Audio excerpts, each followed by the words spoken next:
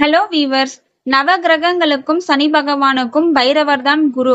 சனி பகவான் அர்த்தாஷ்டமம், அஷ்டமம், கண்டகம், 7.5 ஆண்டு சனிக்காலம், சனி திசை காலங்களில் ஆட்டி படைப்பவர். இப்படி சனி பகவானால் ஏற்படக்கூடிய துன்பங்களை தீர்ப்பவர் பைரவர்.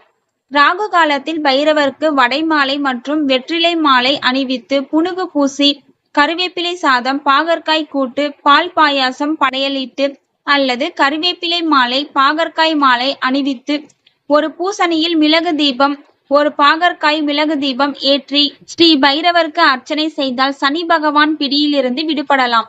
இது பொதுவான பரிகார பூஜை. இதை எவர் வேண்டுமானாலும் செய்யலாம். சனீஸ்வர பகவானுக்குன்னு எல் சட்டி தீபம் ஒருபோதும் ஏற்றவே கூடாது. நெய் தீபம் ஏற்றவும் அல்லது எள்ளிலிருந்து எடுக்கப்படும் நல்லெண்ணெயில் பைரவருக்கு தீபம் ஏற்றினால் சனி தோஷம் நிவர்த்தியாகும்.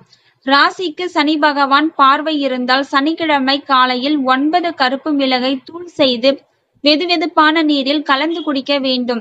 அதன் பிறகே கோவிலுக்கு சென்று சனீஸ்வரனுக்கும் ஸ்ரீ பைரவருக்கும் வழிபாடு செய்து வர வேண்டும். ராசிக்கு சனி பகவான் பார்வை இருக்கும் வரை பொதுவான பரிகாரத்தை சனிக்கிழமையில் செய்து வர வேண்டும். இந்த விசேஷ பரிகாரத்தை மாதம் ஒரு முறை வரும் ஜென்ம அல்லது திரிஜென்ம நட்சத்திரம் அன்று செய்வது சிறந்தது.